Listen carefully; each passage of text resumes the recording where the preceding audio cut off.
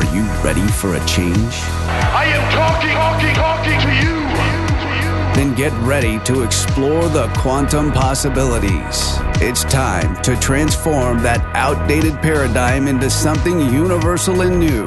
Time to uncover the truth hidden beneath the veil of lies. A time to think outside the box as we link to a higher consciousness. Welcome to the awakening.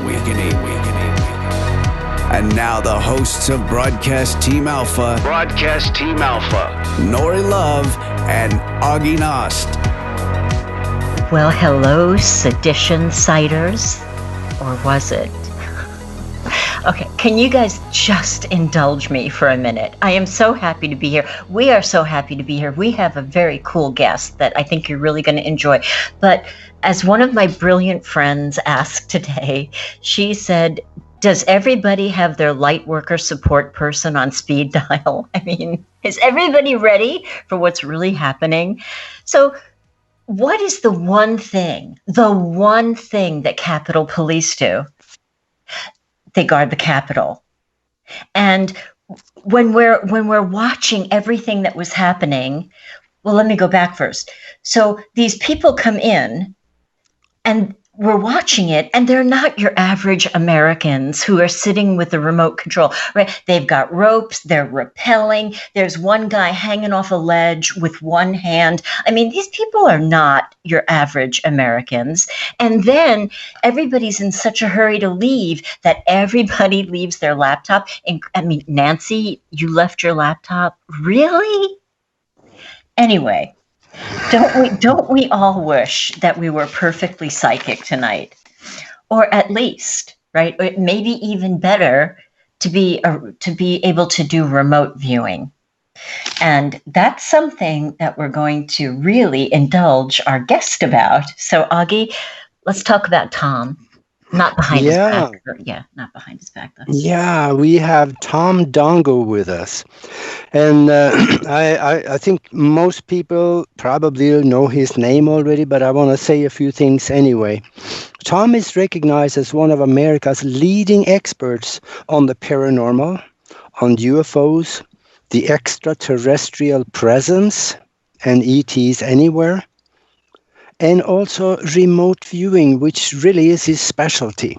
Mm-hmm. He's a speaker at many national, international conferences, and Tom, he's the author of 8 books, and he has been interviewed on over 36 national and international TV shows and over 40 international talk shows, including Coast to Coast and many of the other high-profile shows out there. And he has a new book out. I think it just came out just a few days ago. It's called Merging Dimensions. And it looks like it's a series of books. There's several of them with that title. And in the last one, I love this. There's 32 pages of pictures in there because there is a ranch. And there are alien beings living on this ranch. And there's pictures as evidence that this is happening. So they live there? Yeah. So welcome to the show, Tom. Welcome, Tom. Yay. Well, it's wonderful to be here. I'm really happy to be on the show. Thank you. This is exciting. Yeah. So, I'm like all spun up with everything that's going on, if you couldn't tell by the intro. But, when I hear that, ETs and aliens are living at a ranch, it reminds me of those like all-inclusive places that you go to. That would be fun. Let's go on vacation and go to the ranch where all of the ETs are. Anyway, tell me how that happens. Tell me what it's like. I mean, are they really always there, or do they come and go? I mean, what really does that mean? I was talking to Augie earlier today, and he raised a lot of questions for me that I've been thinking about. It's the whole Bradshaw Ranch is an incredible enigma. The Skinwalker Ranch, the Bradshaw Ranch, the Stardust Ranch. It's all very extremely unusual. and each one of them is very different. So the Bradshaw Ranch, I spent 4.5 years on the Bradshaw Ranch with the Bradshaws, and Wow. so I saw stuff that I've said this on the air many times. We saw things that probably very few people, human beings, have ever seen on this planet. And and I feel very fortunate to have documented a lot of it in my books. But there's a lot that's not in my books that happened. But I was thinking today when I was talking to Augie that I did UFO tours for 23 years. Well, I had a tour business. We didn't do just UFO tours. But that was my I got famous for my UFO tours. And so we were only maybe 300 yards from the Bradshaw Ranch on the other side of the hill, where I did my tours for 23 years, and we saw. I consider that to have been the world center for UFO activity, right where I was doing those tours, and we saw. I personally saw about 400 UFOs of different types. I mean, I'm talking about metallic ships. Most were huge spheres, 50-foot spheres, orange, red, white. And these spheres, when their power system was powered up, these ships they glow those colors. But if they shut their power, if they landed, that white sphere of light around them would blink out. Because I've interviewed. I've probably interviewed 500 people in the last 20 years, and they say when these discs land, that white, the color sphere around them, a lot of them are orange. I've seen a lot of them that are orange, and so we saw it wasn't just the Bradshaw Ranch. There's a spillover, and it's still going on. I retired from doing tours 3 years ago, but the Bigfoot activity on the Bradshaw Ranch has been phenomenal lately. Really? I have no idea why. Yeah, I have no idea why. He's probably looking for his light worker support person.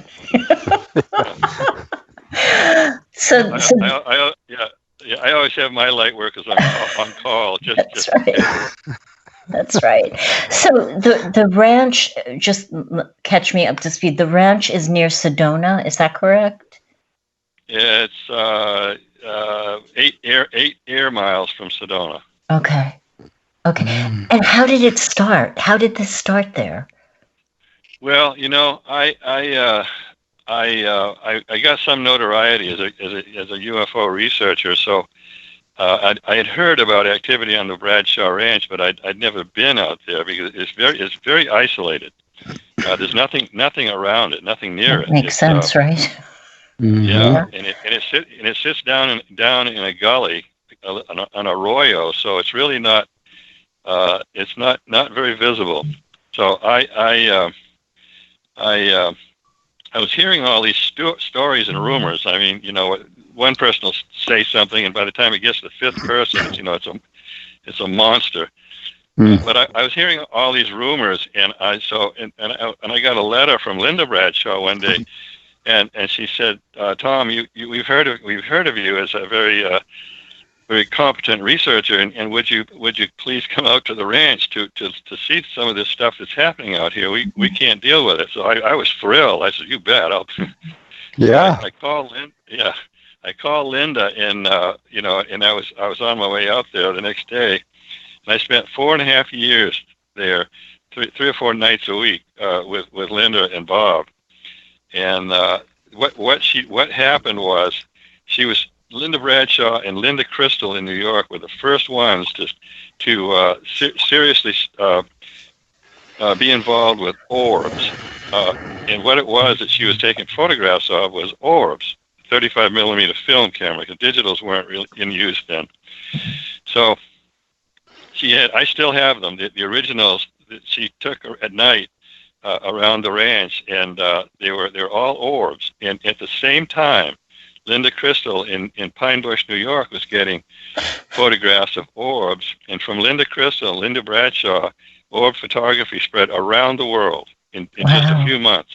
I don't understand that. I really don't. But people have occasionally photographed orbs from years, but not like this. It seems like, they were coming out of the closet for Linda Bradshaw and Linda Crystal.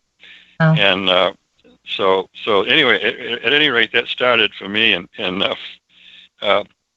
it was a working cattle ranch when I first went out there. They still had ranch hands and whatnot. And Bob, he was a good old guy, but he was a redneck Arizona cowboy, And you always have the full costume on, So he one day he was when this started. And Bob was on national TV twice with this. A UFO. This is like 2:00 in the afternoon, and a UFO came over the hill with about 100 spheres with it, and it was about 30 feet across, a disc, and it landed right in front of him. Yeah. So, like I say, this is in broad daylight. It wasn't at 3:00 in the morning. It wasn't trying to hide. Right. So Bob was on he got interviewed twice on national TV. Paranormal Borderline was the big one.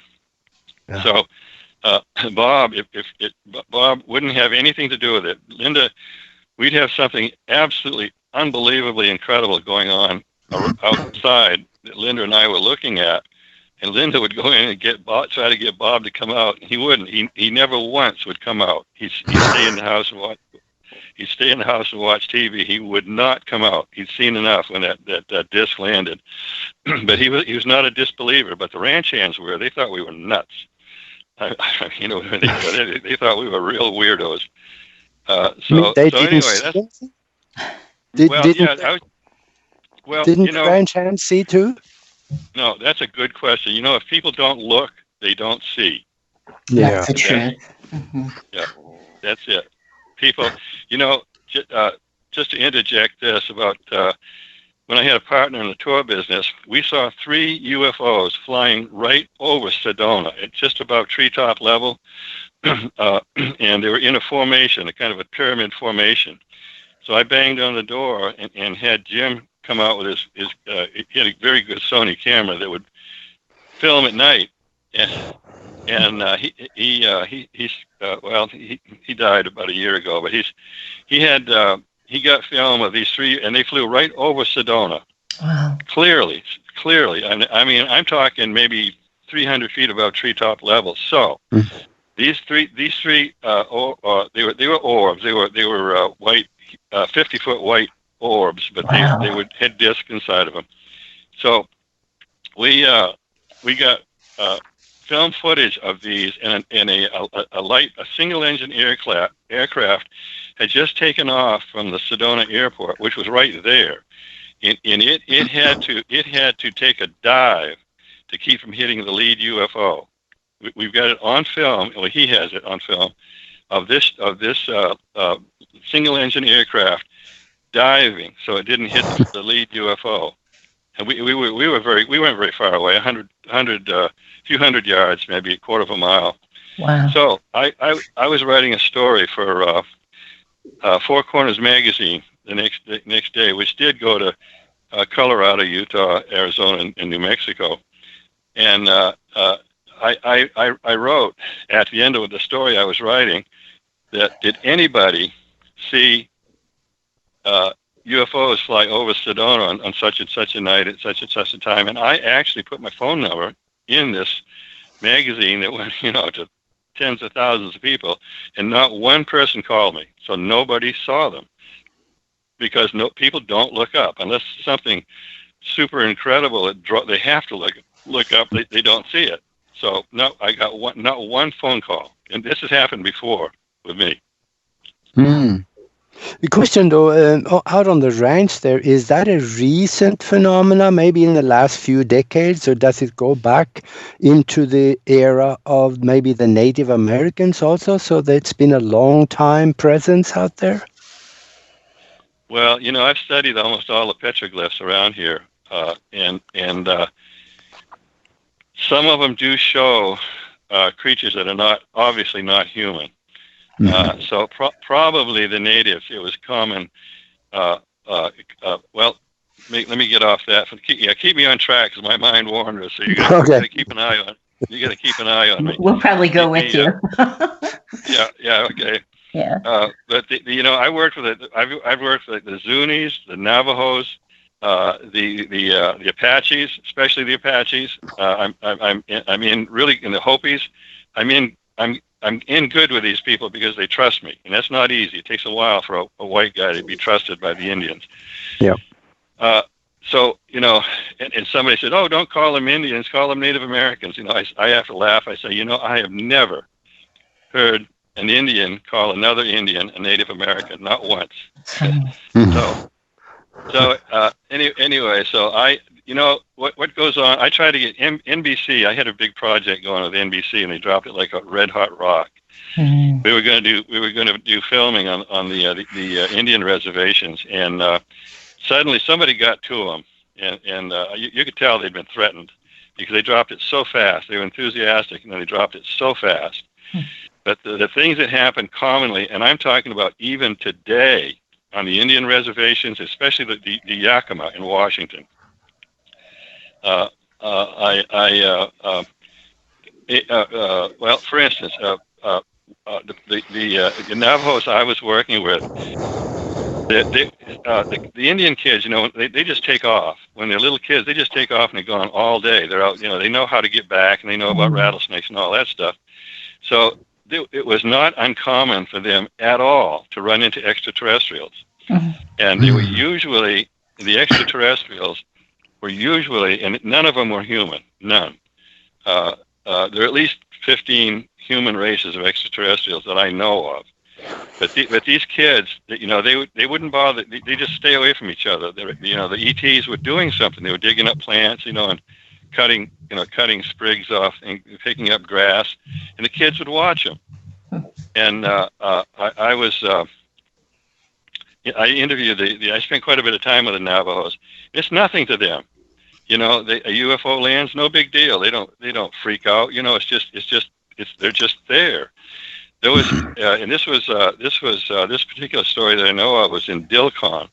And if the Indians tell you a story, they're not lying. They have no benefit to lying about it. But I was told just outside of Dilcon, a UFO landed in this little old lady's front yard, and the extraterrestrials got out, and they were almost human, but not quite.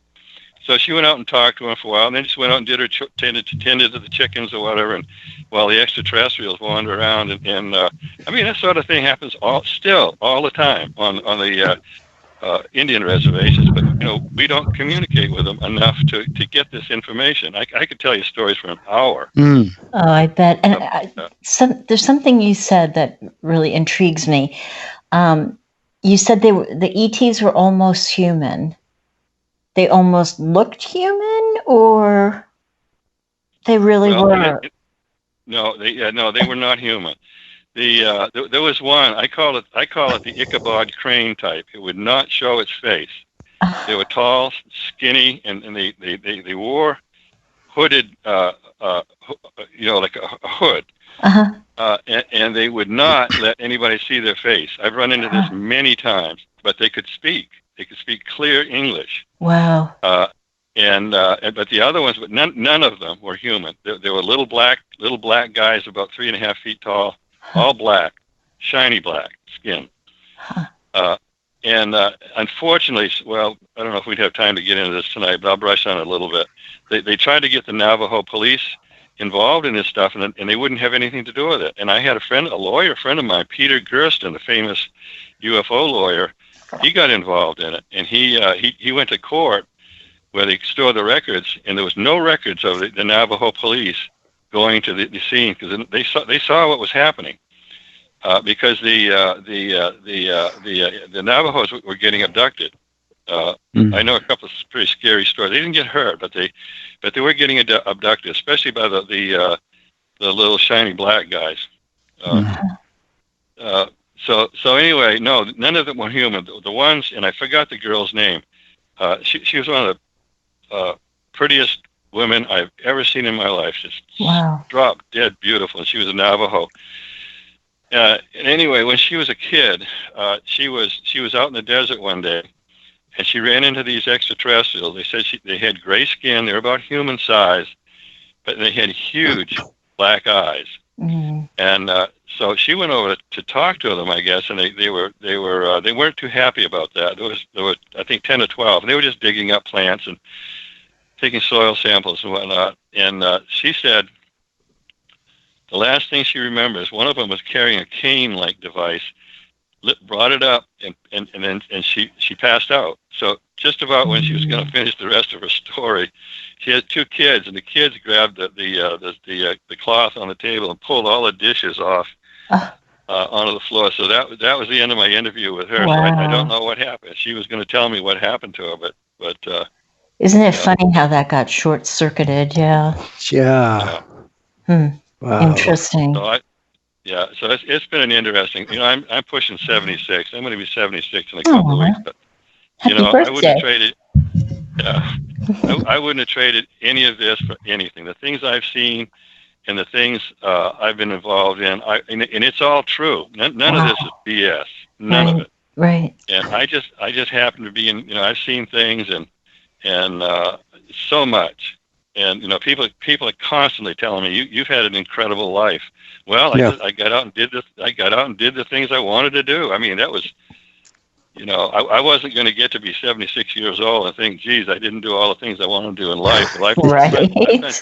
Yeah. Now look at what you have to talk about. Yeah. I mean, I can go out. Yeah. Yeah, most of the stuff on the range, though, isn't that more like a friendly type of presence out there? Good question. Actually, no. It was Linda Bradshaw and I talked about this a lot. We were never hurt in any way, and we saw some things that were, and the reason is that we learned they hate human fear. Those things, whatever they were on the Bradshaw Ranch, they despise human fear. Because if anybody was, we had people out there on the ranch that were terrified, just terrified. Of course. So everything would stop. Everything would stop. They did not and whatnot. They would not deal with human fear. So right there, that shows that fear is causing a lot of our own problems. Yeah. Because if they disliked fear that much and it affected them that much, so boy, so how does it affect us? Our own fear. Yeah.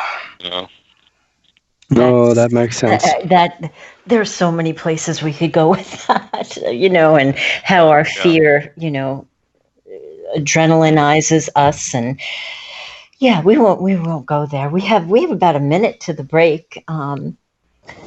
So, are there things that were? You said, well, but Linda and I, we saw things. You never saw anything that was anything other than friendly? Well, they never hurt us. I'll we only got a few seconds. Linda Bradshaw and I had a pact. We about the second year, if they killed us, we were going to push it to the max, push them, because we knew it was going to end suddenly, and it did. So we said if we get killed doing this, we're going to push it as hard as we can to find out, what the hell this is, so that's what we did. We had no fear after that. We'd go after it. We chased them. We went. We went. And we got 10 seconds left before the break. So let's go to the other side and continue. And I want to hear more about remote viewing also.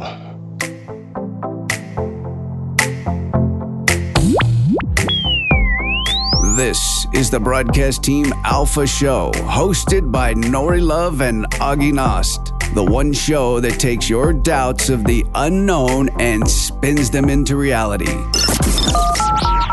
Share your thoughts by calling our hotline number at 702-425-9230. That's 702-425-9230. Call now. Worldwide callers use Skype name KCOR Radio.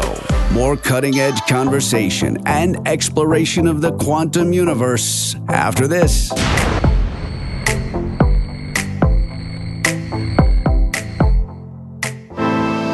Every year around the world, Thousands of golden retrievers are abused, abandoned, and neglected, and they need your help. Goldens Without Borders is a 501c3 not-for-profit company located in the heart of southern Nevada. They focus on golden retrievers in countries where neglect and mistreatment is of the worst imaginable. Even the smallest donations go a long way to saving a life and helping put these beautiful dogs into loving, forever homes. Come be a part of a network of people working hard to make the world a safer and more humane place for all living creatures. To make a donation, or if you're interested in adopting or fostering, please visit goldenswithoutborders.org. Goldens Without Borders, help make a difference today. There's a show that's not afraid to ask questions no one else will ask. Not afraid to say What no one else will say. Friday nights at 7 p.m. Listen to Restricted Airspace with Tina Marie, where no topic is off limits. Conspiracy theories, paranormal activity, hoaxes, the unexplained. It's what we talk about. Question everything. Trust no one. Restricted Airspace with Tina Marie. Friday at 7 p.m. on the KCOR Digital Radio Network out of Las Vegas, Nevada. Great. It's great. I think it's great. I think it's The all-new KCOR Digital Radio Network. great. Make a note of it. It's great. You love them enough to do anything for them, Mom, I need to be wiped. Coming. including checking nhtsa.gov/the right seat to make sure they're in the right car seat. Brought to you by the National Highway Traffic Safety Administration and the Ad Council. There is a world outside that which we live in, a realm where fact and fiction collide. The Paradigm Matrix. The Paradigm Matrix. Hosted by Willie Miranda. Every Friday night at 6 p.m. Pacific, 9 p.m. Eastern. The Matrix is everywhere. It is all around us, even now in this very moment. The 1-hour show that will surely leave you hanging on the edge of the rabbit hole. The Paradigm Matrix explores a universe of topics from UFOs, cryptozoology, conspiracies, as well as all things paranormal. Enter a world of the twisted and deformed. Friday night, 6 p.m. Pacific, 9 p.m. Eastern. The Paradigm Matrix, exclusively on the KCOR Digital Radio Network, where fact and fiction collide. Going live. Come explore the quantum possibilities. This is Broadcast Team Alpha. Broadcast Team Alpha. To be on the show live, call 702-425-9230. That's 702-425-9230. Worldwide callers use Skype name KCOR Radio. Share your thoughts of the show on Twitter at KCOR Radio, #KCOR. Or join the cutting edge conversation live in our chat room at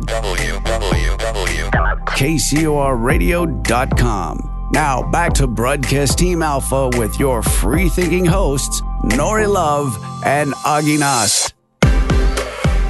Yay, it's my favorite time. It's shout out time. So let's see who's here. Anne is here. Hi, Anne. Dana Shriver. Hi, Dana. Doc Who? Well, there's no question mark there. Doc Who is here. 5 is here. Gail is here. Ooh, my screen just jumped. That was trippy. Joe Marco is here. Iowa Girl. Hi, Karen. Hi, Kay. Lisa is here. Part Cake is here. Rockster 58. Of course, the rich, famous, and beautiful Shady D, as well as Tina Marie, are here. And Summer is here, and Wave Rider is here, and Yappy, of course, is here. And let me just go really quick up through the chat, see if I missed anybody. If I missed you, I'm sorry. I don't mean it. Let's see, is it Karen, Gail? Yeah, I think I'm good. If I did miss you, I'm sorry. Just say hey in the chat room, and we'll say hey to you. But let's get back to this really good conversation. Joe, thank you so much. This is amazing. Yeah, and we've been talking before the break about this. Did I say his name wrong? Tom, forgive me. Oh, Go on. I'm sorry. okay. Yeah, we were talking before the break about this ranch in Arizona where there are extraterrestrial beings living there. And this got really interesting. So for those of you that just came right now, you better go back and listen to the recording to this one. There's some really good stuff in it. Anyway, we wanted to talk a little bit about also, I don't think we were quite done with the subject. So there is government documents claiming that it's about 57 different species. Oh, steal my line. My God, Augie, go ahead. Yeah. Oh, yeah. There's probably more now, so this is an old document. What do you think, Tom? Yeah, well, I always fall back on Colonel Corso's The Day After Roswell book, and when he was in Army intelligence. By the way, I have a lot of friends. Most of them are retired in Navy intelligence, Air Force intelligence, Army intelligence. Just for the heck of it, one time about 15 years ago, I was invited to give a talk to Army counterintelligence people, and I was amazed at why did they want a dummy like me to? But I showed them the stuff, and they were mesmerized by the photographs I had that were my photographs. So I thought, wow, these Army counterintelligence, and they were fascinated by my stuff. And one of them, they were enthralled with it. They all crowded around it and looked. And I said, what? I'm thinking, what the hell is the big deal about this picture? Why just that one? But they couldn't. They were going, oh, I can't believe it. So they knew something they weren't telling me. So anyway, don't let me get too off the track. I'll be an hour off. I'll be an Come hour, on back. I'll be an hour off track. You got to remind me sometime. Aww. But I want to tell a story about. Well, okay, extraterrestrials. There's me and my stories. Got to watch that. That's okay. You're good. Yeah. I'm a born storyteller. You turn me loose, you're doomed for 2 or 3 hours. No, that's a good thing. Yeah, the stories are good. Yeah. So I just outside the Bradshaw Ranch. I went during my tours. I had 8 people with me that night, and we had 3 cameras, and one of them was a movie quality camera. It was not cheap. And we were at about 9 o'clock. So I always have witnesses. Somebody, I used to get it all the time. Can you prove that? And I said, yeah. How about 4 witnesses? It's eyewitnesses. They go, oh well, yeah, that'll work. That'll do. Yeah. I rarely get attacked anymore. In fact, I haven't for the last 4 or 5 years.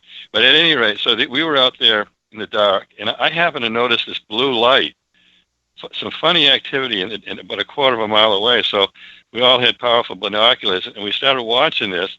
And it was a disc on the ground, and it had a blue light, a huge blue light, about 100 feet above it to the left a little bit. And later on, about half an hour later, another blue light, and these were it was an indescribable blue. So. We got looking at this thing, trying to figure out exactly what it was. But what it was a 90-foot disc with red lights all around it, and it had damage at 5 o'clock, and it was being repaired. Later on, I had a friend that was an Air Force colonel, and I said, Ron, do you think that I'm positive that thing was alien? He says, oh yeah, it was not one of ours. If it was one of ours, there'd be attack helicopters all around it, dropping guys off with machine guns in the bushes. He said, no, that was not one of ours. Wow. So anyway, we got watching this. My friend, he just had a new girlfriend. He wanted to impress his girlfriend, so we tried to talk him out of it. So he said he had a 4-wheel drive. He just wanted to get down there. We couldn't stop him. Don't do that. You're a fool. So he did. He drove down there and found the side road that went up. And we watched it. We could see his headlights. And finally, the high beams got on this thing, and they were so close to it, and it started to pulse. One thing I know about these aliens crafts, when they start to pulse, they're going to shoot. They're getting powered up to shoot, and I don't know whether that's a warning or it's just their systems are powering up. Yeah. So anyway, they got the high beams are on this thing. They said, yeah, it's about 90 feet across, and flashing red lights all around it. And his girlfriend said, "You can let me out right here because I'm not getting 1 foot closer." Yeah. There goes the relationship. Yeah, right. Yeah, so yeah, it did end shortly after that. But so they came back, and we watched this. We're going, those idiots, those fools, and they got very close to it. So anyway, we watched this thing for an hour, and there were lights, and we couldn't see any beings, but there were lights flying around, or maybe half a dozen big lights flying around, and they were repairing this damage at 5 o'clock on the disc. And when we left, hours later, it was still going on. Wow. So that was only just not even a mile from the Bradshaw Ranch. So there's been alien activity, and I know there's 2 alien bases in this area. Wow. And a few U.S. bases, United States bases. And I know where one of them is, exactly where it is, and I will tell top level researchers about it, but never on the air, because there'll be some fool would go up there and try to get into it. Yeah. But I know that there is alien bases here, and some of them are I can almost prove this to a police, off-duty police that got into the base. Wow. I'm not joking. Wow. They got in there, the police, active duty police, and they got driven out. And they said it was a tunnel system, and they got in their ways, and suddenly it was swarming with military with machine guns. Wow. US. And they don't have insignia. In every encounter like this around here, there are no insignia on the. Interesting. And a friend of mine was a retired CIA agent and an Air Force intelligence officer that had run-ins with these people, and he said no, they did no insignia, but they were uniforms, U.S. uniforms. Interesting. Yeah, they working together. Well, and also, if you're a remote viewer, you could figure out where they're from, right? Well, good. Yeah, let's get into remote viewing, because I'm so interested. I'm a born master remote viewer. That's amazing. And I wish I could go back 25 years, because I would devote my life to teaching people my method. I've listened to Ingo Swann, and I can do everything Ingo Swann did. But some of the stuff he could do it better. Not as good as I can do it, but I could do it. I could do what he did. Because Art Bell interviewed Ingo Swann for a long time. I've got the copy of it, and I can do what Ingo did. Him and Russell Targ. So anyway, if I get going on that, we'll be here till midnight. Yeah, we interviewed Russell a year ago or so. So interesting. Yeah. Well, okay. So you were born with this gift. How did you know that? And then what happened? Well, I really didn't know what it was, remote viewing, until about 10 years ago. Then I started using it, and it's so easy. My technique. And I've had. In fact, I just got an email from him a couple of days ago. He was a government remote viewer trained with a government technique, and he said right from the beginning, your technique is way better than the government UFO the remote viewing technique. And he said he taught his 10-year-old son my technique, and he said my son had 100% hit rate with your technique. So wow. Anyway, it's so easy, and if people had any idea what I can see, I'll tell you, everybody in the world will want to be a remote viewer, because I have a vision. I can probe things, and I do it. I still do it all the time, but I'm all alone. I have no one around here. And the only friend I had, she left about 10 years ago, and she was a government psychic remote viewer, and we used to have lots of fun. Lots of fun traveling. Yeah. Now, are you located in Arizona also? Well, it's in Cottonwood. It's 20 miles from Sedona. Yes. Yeah. But So, go ahead. no, I was just, I'm just curious to hear more about your remote viewing. Yeah. Especially some of the things that you've seen. Yeah, well, if you go onto my Facebook page and go back about, it's probably 50 posts back. It's remote viewing. People still repost that on the internet. Somebody did the other day, but the title is remote viewing, and it's free. I'm not charging people $2,000 to learn this. It's free. You read that, and you will know how to remote view. Is this your book? What is it? No, it's on Facebook. Wow. On my Facebook page wall or whatever. If you go back about, it's probably 30 posts back by now. Okay. It tells people how to remote view. It's very simple, but people are so preoccupied these days with all the crap that's going on in their own lives, making a living, that they just really can't devote the time to do it. But they can do it. And I've occasionally run into a natural remote viewer, and I had a woman say, "I think I'm a remote viewer," and I said, "Oh my God, are you kidding me? You are a top level remote viewer." Wow. And I said, "Can you do this? Can you do that?" And she said, "Oh yeah, easy." So I can work. But to get into this other thing I wanted to talk about earlier, David Paulides, the people that have disappeared in the national parks, and a couple of months ago, I saw a man disappear right here, right in front of me. Really? Yeah, he was walking along beside me, and suddenly he was gone. Poof, just like that, gone. So I thought the guy was hiding from me. So I looked all over the place, and he was gone. Poof, gone, just like that. It's that quick. Did he ever show up? No. I hate when that happens. No. And Augie and I were talking earlier. I've been doing treasure hunting for about 15 years with a partner, and we haven't for the last 2 or 3 years. It's an expensive play thing, So anyway, I went back. We were at 8,000 feet on the the Mogollon Rim off the General Crook Trail, and we found some strange hole. So I went back to the truck to get metal detectors and shovels and all that stuff, and I was about halfway back. It was only about a 15-minute walk, and I was walking through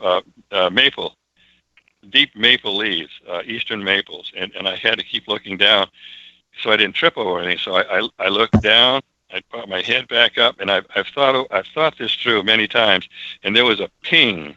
It was when my head was coming up. There was a sound. It was just kind of like ping, and I found myself in another canyon, a quarter of a mile away. Wow. I knew where I was because we'd been the day before. So could I have disappeared forever? Absolutely. But somebody said, "Oh, we don't want him. Stick him in this other canyon or something." But so they I didn't get, But I could have, and it didn't take 2 seconds. Just 2 seconds. By the time I had my head down, my head was coming up, and there was a ping sound, and then 2 or 3 seconds, and I found myself in another canyon. So somebody or something, it wasn't me, teleported me a quarter of a mile into another canyon. If I try to remote view these things, I get nowhere. So anyway, getting back to David Paulides. Well, let me say something really quick. Just the fact that people disappears, there are incidents, verified incidents of this dating back quite a while. In fact, the earliest one that I've read of is the David Lang mystery that dates back to about 1890 or so. That man disappeared in the middle of his front yard, and several people saw it, including a judge. Mm-hmm. So it happens. Yeah. Well, if I had more years, I know there are things I would dig into using my abilities. And I have strange psychic abilities. And somebody said to me, "Tom, you did not learn that stuff on this planet. You were trained on some other planet." Like for example, I can, I've got the remote viewing, and I can see into human bodies like an X-ray machine. I've done it on hundreds of people, even medical doctors. I can go into a human body and just go all the way through it, go all the way through the organs. Wow. And if somebody is really sick, I can feel it, and I'll say, "Do you have problems with your hip or something like that? Or do you have trouble with your stomach, and I can do that with dead people too, but we don't have time to go into that. Wow. Yeah, I can communicate with dead people very easily. Yeah. Wow. They So say, you're a the medium. Yeah, they say you're the dead ones, not us. Really? I always wondered if that was their perception. That's funny. Yeah. Huh. Yeah. Wow. So anyway, David Paulides,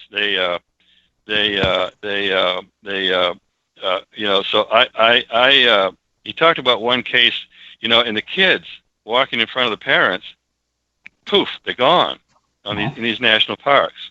They're there 1 second, gone the next. So he was talking about one case. So I went there, I remote viewed there, and I got behind the kid when he disappeared.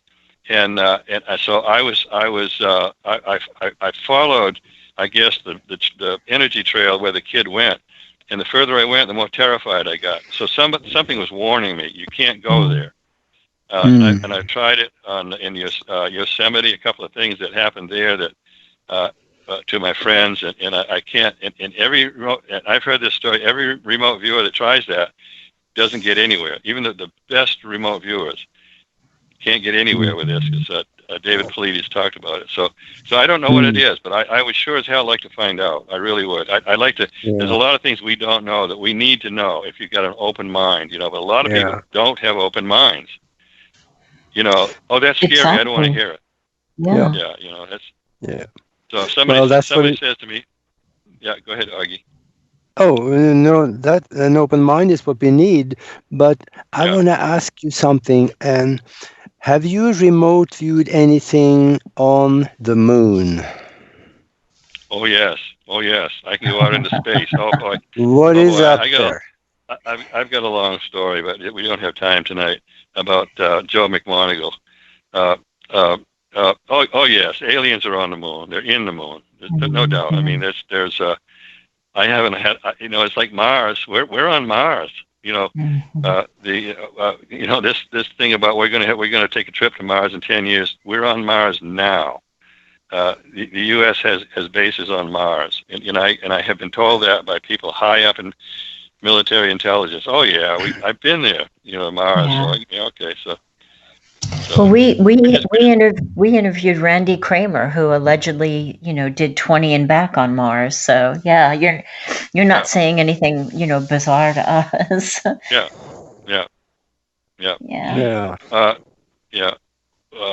Well, I'm a solid, grounded Maine Yankee, so I don't. The BS stories don't interest me at all. If it's BS, I drop it. I want to know the real stuff. That's all I'm interested in.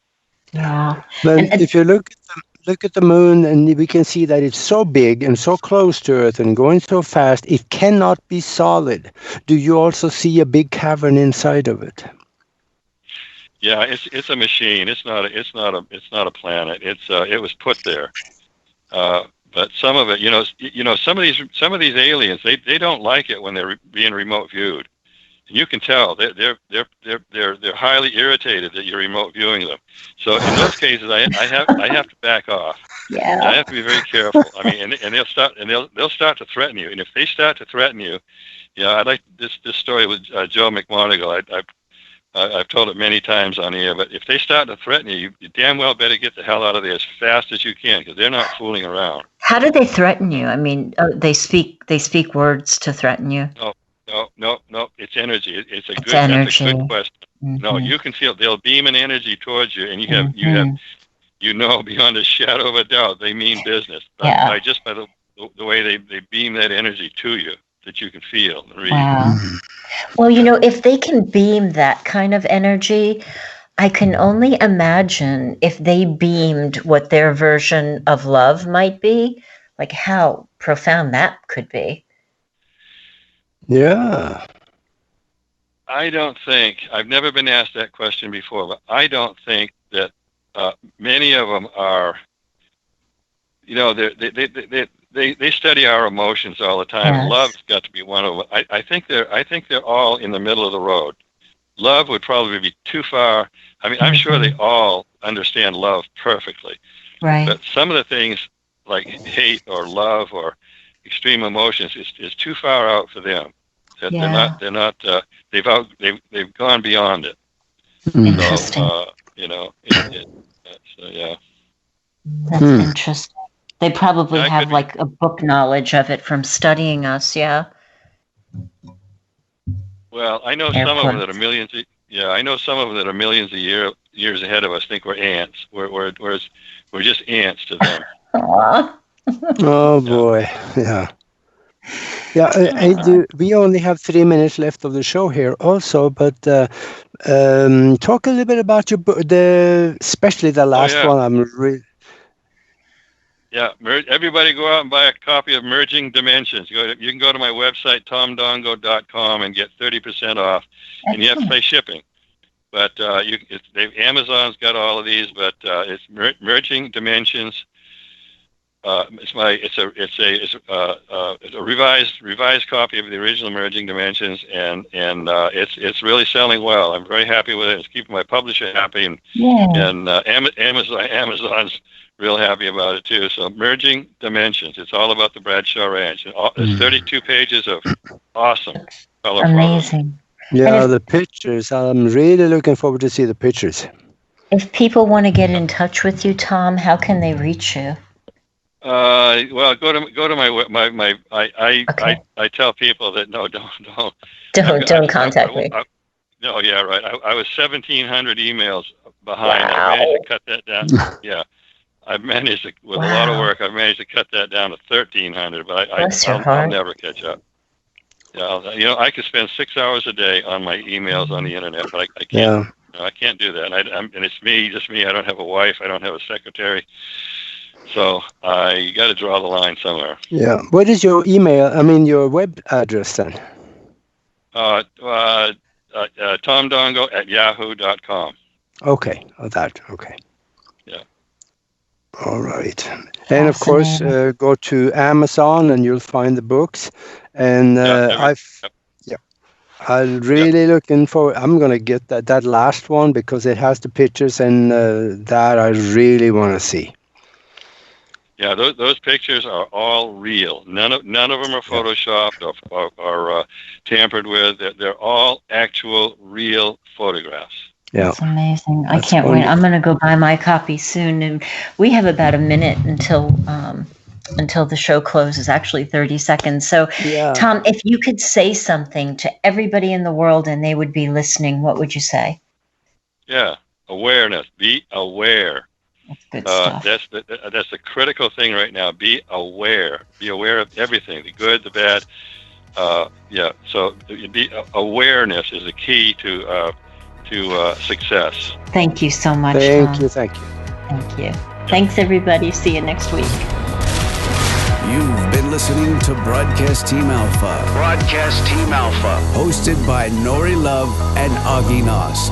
Every Tuesday night at 5 p.m. Pacific, 8 p.m. Eastern, exclusively on the KCOR Digital Radio Network. The balance of power is shifting to a new paradigm. Will you be ready? For more information on Broadcast Team Alpha, as well as the hosts, Nori Love and Augie Nost, please visit their website at broadcastteamalpha.com. Until next week, remember to keep those minds open while always exploring the endless quantum possibilities. Broadcast Team Alpha. Over and out. This is KCOR Las Vegas, home of the Digital Radio Network, broadcasting from a shack just south of Area 51. Wait, that doesn't exist. This is the KCOR Digital Radio Network. Now for the news.